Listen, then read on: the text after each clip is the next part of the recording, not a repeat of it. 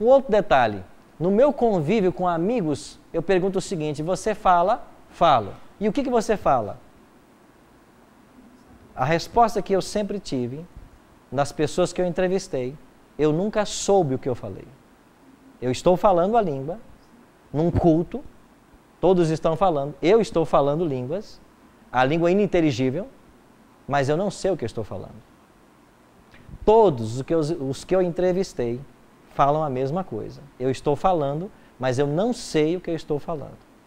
Então, na minha visão, e eu respeito plenamente a posição de qualquer pessoa, na minha visão, o que acontece hoje no cristianismo em geral é uma falsificação do autêntico dom espiritual.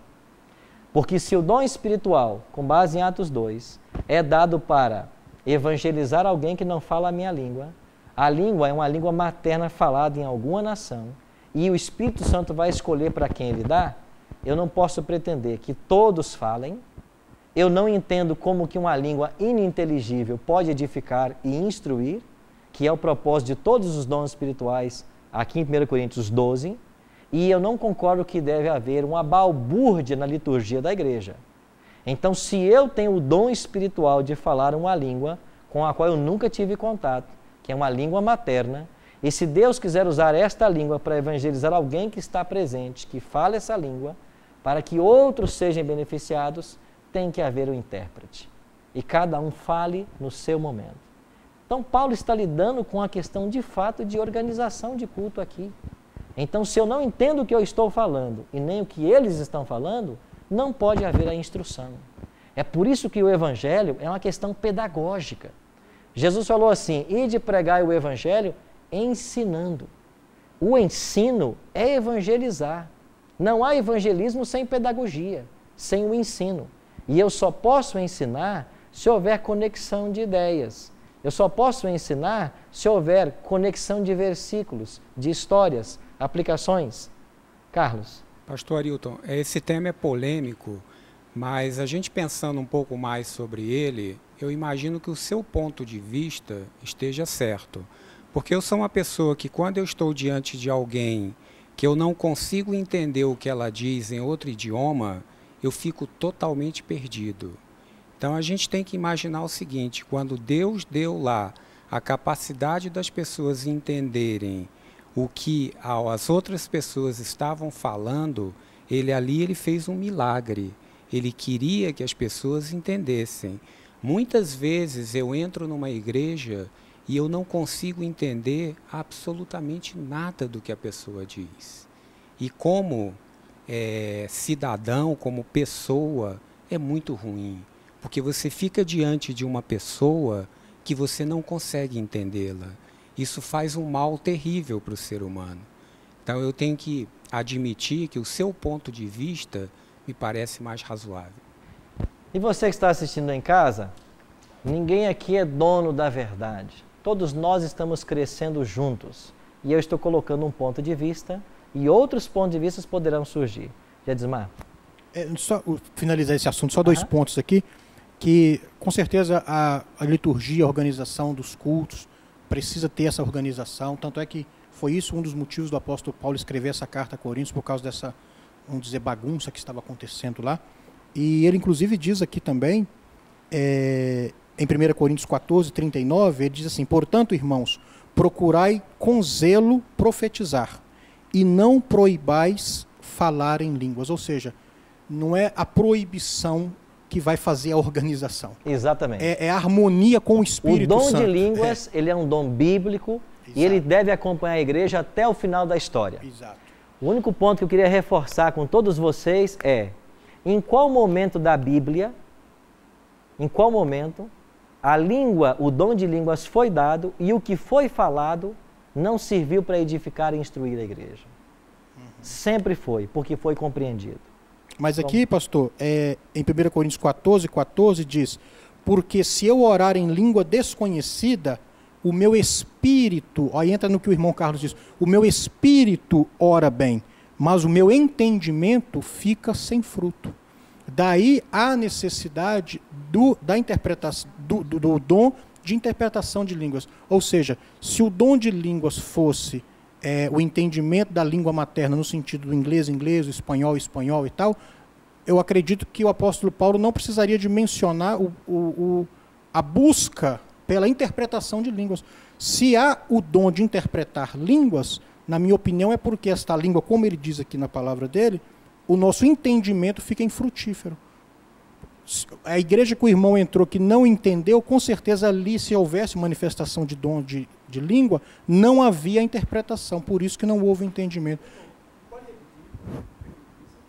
Sim, ele disse assim, em 1 Coríntios 14:14, claramente, diz assim, porque se eu orar em língua desconhecida, o meu espírito ora bem, mas o meu entendimento fica sem fruto. Isso aí exemplifica claramente o que o irmão Carlos passou. Provavelmente quando ele entrou numa igreja, tinha um movimento ali de falar em línguas, e ele não entendeu, porque ali não havia o dom, não tinha ninguém ali com o dom de revelar quem estava falando em línguas. Um fala, o outro revela.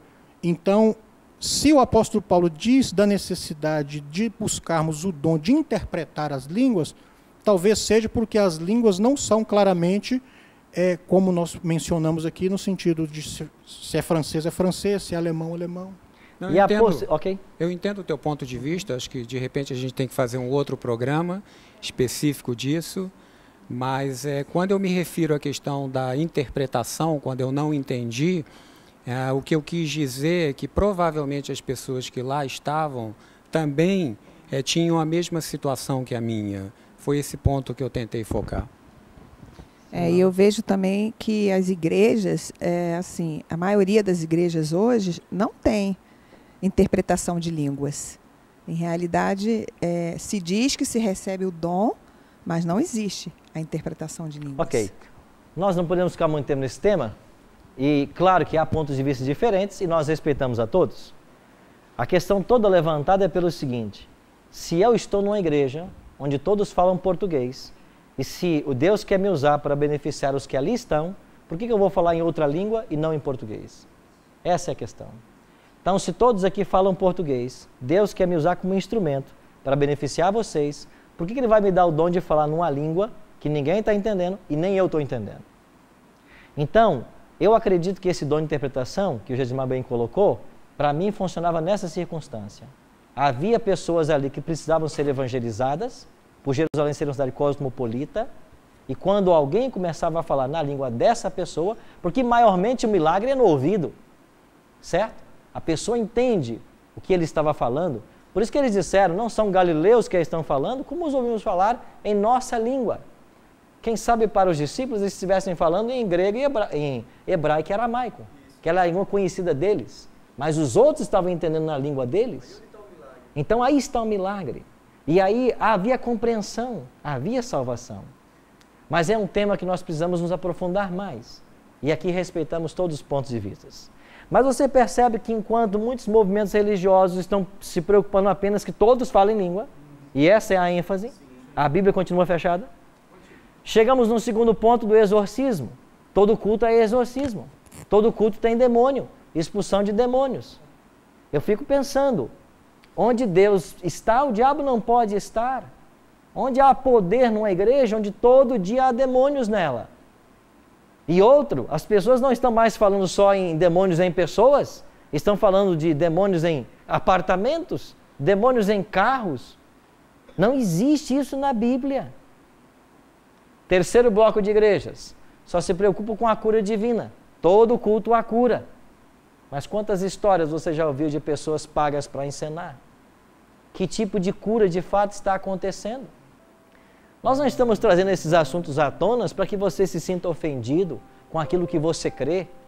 Eu estou trazendo você o raciocínio, a lógica, a avaliação. Será que aquilo que eu estou praticando na minha igreja está firmemente alicerçado na palavra de Deus? Ou será que eu descobri agora que eu estou vivendo no meio de Babilônia? Não se preocupe, porque Deus tem um povo em Babilônia. E em João 10,16, Jesus faz uma das mais lindas promessas. Ele diz assim: eu ainda tenho muitas ovelhas que não são do meu aprisco, mas elas ouvirão a minha voz. E haverá um só rebanho e um só pastor. É o próprio Cristo quem se comprometeu a conduzir essas pessoas na verdade. O próprio Cristo. Então, quando Cristo se apresenta para alguém, quando o Espírito Santo começa a tocar no coração de alguém, não resta dúvidas para essa pessoa do chamado de Deus.